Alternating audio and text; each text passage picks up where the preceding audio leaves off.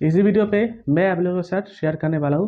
Friends, अगर आपका पास LIC का कोई भी पॉलिसी है और अगर आप उसी पॉलिसी से लोन लेना चाहते हो LIC ऑफिस में गिरवी रख के, राइट, तो आपको लोन लेने के लिए प्रोसेस क्या क्या करना पड़ेगा, यानी कि कौन सा फॉर्म आपको फिलअप करना पड़ेगा, कौन सा KYC डॉक्यूमेंट्स आप लोगों को सबमिट करना पड़ेगा, तो इसी वीडियो पे मैं आप लोगों को दिखाने वाला हूँ फुल डिटेल्स में। तो फिर आइए सबसे पहले हम लोग बात कर लेते हैं, अगर आप LIC पॉलिसी से लोन लेना चाहते हो तो एलिजिबिलिटी क्राइटेरिया क्या क्या आप लोगों को मेंटेन करना पड़ेगा। तो देखिए फ्रेंड्स, अगर आप लोन लेना चाहते हो तो आपका उम्र मिनिमम 18 ईयर्स कंप्लीट होना चाहिए और इसके साथ साथ आपके पास एक LIC का वैलिड पॉलिसी होना चाहिए। ऐसा ना हो आप एक LIC का पॉलिसी आपके पास है और आप 1 साल चलाने के बाद छोड़ दिया है, तो फ्रेंड्स उसी पॉलिसी से आपको लोन नहीं मिलेगा। आपको लोन तभी मिलेगा आपका उसी पॉलिसी में एटलीस्ट 2 ईयर्स का प्रीमियम आप फुल प्रीमियम जमा दिया है, उसके बाद जाके आपको लोन मिलेगा। और जो लोन मिलेगा वो कैसा करके मिलेगा मैं आपको बता दे रहा हूँ फ्रेंड्स। जैसे मान लीजिए एक सरेंडर वैल्यू होता है, उसी सरेंडर वैल्यू का 90% अमाउंट आपको एज ए लोन हिसाब से मिल जाता है। और इसके साथ फ्रेंड्स जितना भी टर्म इंश्योरेंस प्लान है और हेल्थ इंश्योरेंस प्लान है, तो उसी टर्म इंश्योरेंस व हेल्थ इंश्योरेंस प्लान में कोई भी रकम से लोन नहीं मिलता है फ्रेंड्स। तो ये हो गया एलिजिबिलिटी क्राइटेरिया। तो नेक्स्ट प्रोसेस देख लेता हूँ, डॉक्यूमेंट्स रिक्वायर्ड, यानी कि डॉक्यूमेंट्स क्या क्या आपको सबमिट करना पड़ेगा। तो देखिए फ्रेंड्स, आप जिस टाइम में लोन लीजिएगा उसी टाइम में आपका ओरिजिनल डीड व बॉन्ड, वो बॉन्ड आपको LIC ऑफिस में जमा देना पड़ेगा। और इसके साथ साथ आपका एक ID प्रूफ, कोई भी हो सकता है, आधार कार्ड हो सकता है, voter card, passport, pan card, और इसके साथ साथ प्रूफ ऑफ रेसिडेंस, जैसे मान लीजिए आधार कार्ड हो गया, voter ID card, driving licence, आपका इलेक्ट्रिक बिल। तो इसी डॉक्यूमेंट से कोई भी एक डॉक्यूमेंट्स आपको सबमिट करना पड़ेगा, proof of identity, proof of resident. और इसके साथ साथ form number 3510, 5204, 5205, 5200 and NEFT form, ये सब फिलअप करके आप लोगों को LIC ऑफिस में डिपॉजिट करना पड़ेगा। ये हो गया डॉक्यूमेंट्स रिक्वायर्ड। तो फिर आइए दोस्तों, अभी हम लोग फिल कर लेते हैं इसी जो फॉर्म जो है, इसी फॉर्म आप लोग कैसा करके फिलअप कीजिएगा, राइट। तो सबसे पहले 3510 फॉर्म, तो ये फॉर्म कुछ इस टाइप का होता है। तो इसी में आप लोगों को सिर्फ मेंशन करना पड़ेगा आपका पॉलिसी नंबर, जो आपका LIC का डीड में मिल जाएगा, रिसिप्ट में मिल जाएगा। और इसके बाद आपको इधर सिग्नेचर करना पड़ेगा और इसमें डेट देना पड़ेगा। सिर्फ यही आपको फिलअप करना पड़ेगा।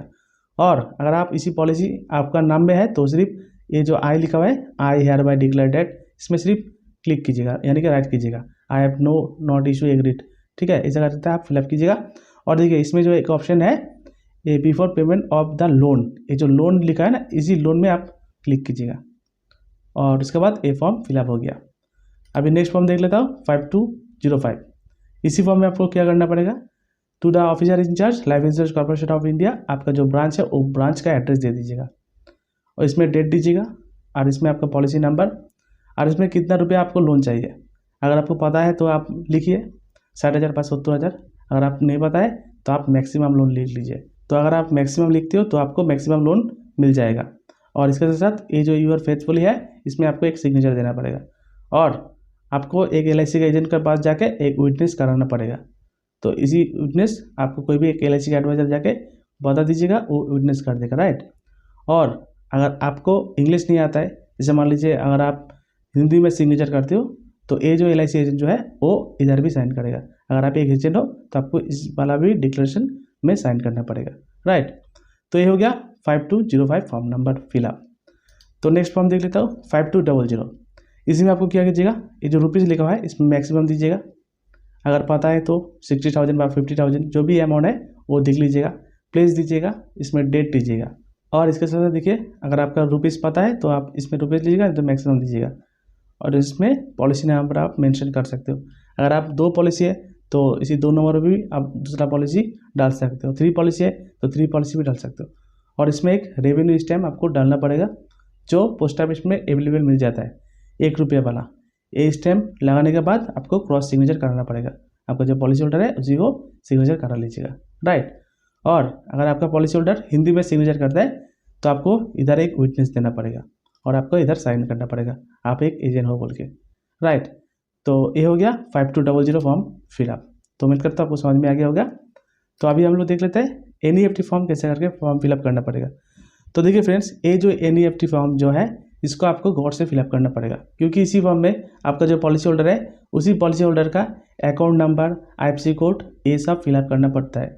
तो इसलिए आप ऐसी फॉर्म ज़रूर से ज़रूर गौर से फिलअप कीजिएगा। ऐसा ना हो अगर आप रॉन्ग फिलअप कर दिया तो आपका जो पेमेंट जो है आपका पॉलिसी होल्डर का वो दूसरे खाता में चला जाएगा। तो आइए अभी हम लोग फॉर्म फिलअप कर लेते हैं। इसमें जो ब्रांच है, आपका जो ब्रांच है होम ब्रांच, उसी ब्रांच का नाम लिख लीजिएगा। इसमें पॉलिसी नंबर मेंशन कर दीजिएगा।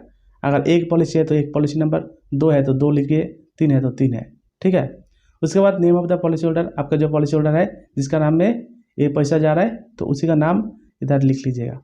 और बैंक नेम दे दीजिएगा, कौन सा खाता है उसी पॉलिसी होल्डर का। बैंक ब्रांच एड्रेस दे दीजिएगा, आपका जो पॉलिसी होल्डर है उसी पॉलिसी होल्डर का बैंक का ब्रांच क्या है ये आप लिख दीजिएगा पूरा डिटेल्स में। और उसके बाद देखिए टाइप ऑफ अकाउंट, अगर सेविंग्स अकाउंट है तो सेविंग्स अकाउंट, करंट अकाउंट है तो करंट अकाउंट, तो इसमें आपको ये मेंशन करना पड़ेगा। और उसके बाद देखिए अकाउंट नंबर, ये अकाउंट नंबर आप क्लियर करके लिखिएगा फ्रेंड्स, इसमें आप व्हाइटनर भी यूज़ मत कीजिएगा। और उसके बाद देखिए IFSC कोड, आपका जो पॉलिसी होल्डर है उसी पॉलिसी होल्डर का जो बैंक खाता में IFSC कोड लिखा हुआ रहता है उसी IFSC कोड इसमें डाल दीजिएगा। और इसके साथ साथ मोबाइल नंबर, ईमेल ID। और अगर आप कैंसिल चेक देते हो तो इसी कैंसिल चेक में राइट कीजिए। अगर आप बैंक पासबुक देते हो तो इसी बैंक पासबुक जो कॉलम जो है इसमें सिलेक्ट कीजिए।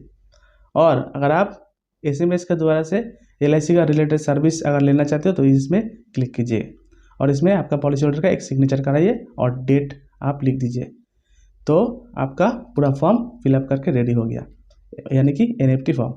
तो अभी आप लोगों को लास्ट जो फॉर्म है 5204, ये 5204 आप लोगों को फॉर्म फिलअप करना पड़ेगा। इसमें आपका पॉलिसी होल्डर का नाम लिख दीजिएगा और आपका पॉलिसी होल्डर का पॉलिसी नंबर देख दीजिएगा, राइट। और उसके बाद इसमें डेट दे दीजिएगा, ये लोन आप कब जमा दे रहे हो। और इसके बाद अगर आप एक LIC का एडवाइज़र हो तो आपका एक विटनेस दे दीजिएगा और आपका जो पॉलिसी होल्डर है उसी पॉलिसी होल्डर को सिग्नेचर इधर पे कर दीजिएगा। और ये जो पार्ट है फ्रेंड्स, आपका जो LIC का दलील है यानी कि आपका पॉलिसी होल्डर का, तो उसी पॉलिसी होल्डर का जो दलील का पीछे में आप इसको पेस्ट कर दीजिएगा गम से, राइट।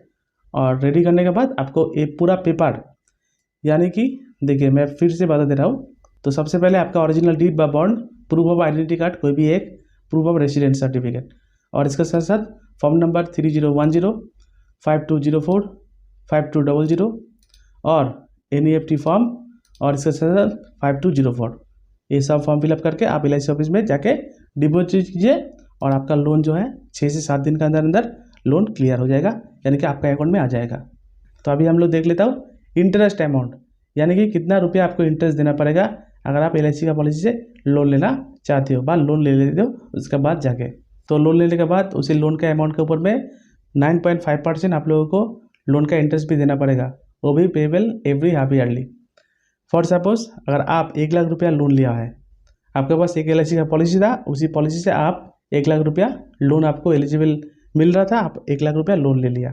और लोन लेने के बाद पहले जो 6 महीना है उसी 6 महीना में आप कोई भी रकम से लोन का पेमेंट नहीं जमा दिया, यानी कि 1 लाख रुपीज़ का, राइट। लेकिन उसी 1 लाख रुपीज़ के ऊपर में आप लोगों को 9.5% हाफ ईयरली लोन का इंटरेस्ट देना पड़ेगा। तो 1 लाख का अगर 9.5% अगर निकालते हो और उसको अगर हाफ ईयरली काटते हो तो आपको लोन का इंटरेस्ट कितना देना पड़ा है, 4750 रुपया, बराबर। तो ये रुपीज़ आप जमा दे दिया। और उसके बाद जो क्या किया, आप नेक्स्ट 6 महीना में ये जो 1 लाख रुपीज़ लोन का अमाउंट है, इसी लोन के ऊपर में आप प्रिंसिपल अमाउंट यानी कि 50,000 रुपीज़ आप डिपॉजिट कर दिया और इसके साथ साथ कुछ लोन का इंटरेस्ट भी आप पेमेंट कर दिया। और उसके बाद देखिए LIC ऑफ इंडिया लास्ट जो 6 महीना में आपका जो जितना प्रिंसिपल अमाउंट होगा लोन का, ड्यू लोन का, यानी कि 50,000, इसी 50,000 के ऊपर में आप लोगों को इंटरेस्ट लिया जाएगा। यानी कि अगर आप LIC का पॉलिसी से लोन ले लेते हो तो इसमें आपको फ्लेक्सिबिलिटी मिलता है, आप चाहने से भी मिनिमम 500 रुपया, 1000 रुपया, 2000 रुपया लोन का प्रिंसिपल अमाउंट और साथ ही साथ इंटरेस्ट रुपया भी आप पेमेंट कर सकते हो, सिर्फ घर में बैठ के। वो भी आपका अगर क्रेडिट कार्ड व आपका डेबिट कार्ड होता है तो आप ऑनलाइन बैठ के भी आप कर सकते हो। और अगर आप जितना जल्दी हो सकता है उतना जल्दी लोन का प्रिंसिपल अमाउंट अगर डिपॉजिट करते रहते हो तो आपका रेट ऑफ इंटरेस्ट घटते रहेगा। और अभी हम लोग बात करते हैं टाइम ऑफ लोन, यानी कि ये जो लोन अमाउंट जो लिया है, इसी लोन आप कब तक टाइम मिलेगा आपको इसको पे करने के लिए। तो फ्रेंड्स देखिए, you will get time to repay this loan and interest till your policy maturity. जब तक आपका पॉलिसी मैच्योरिटी नहीं हो रहा है तब तक आपको इसी लोन क्लियर करने के लिए समय मिल जाएगा। और अगर आप लोन का इंटरेस्ट देते देते एट अ टाइम वो अगर मैच्योरिटी में अगर पहुंच गया इसी पॉलिसी, तो LIC ऑफ इंडिया क्या करेगा, आपका जो मैच्योरिटी अमाउंट जितना है उसी मैच्योरिटी अमाउंट से, और जो आउटस्टैंडिंग लोन है, और हो भी सकता है अगर इंटरेस्ट भी है, वो आउटस्टैंडिंग लोन और इंटरेस्ट काट के बाकी पैसा आप लोगों को मैच्योरिटी भी दिया जाएगा। और फ्रेंड्स, अगर आप जानना चाहते हो आपका LIC का पॉलिसी से कितना रुपया लोन मिलेगा, तो आप घर बैठ के भी जान सकते हो। तो इसके लिए आपको डायल करना पड़ेगा 02268276827। ये LIC का ऑफिशियल फ़ोन नंबर है।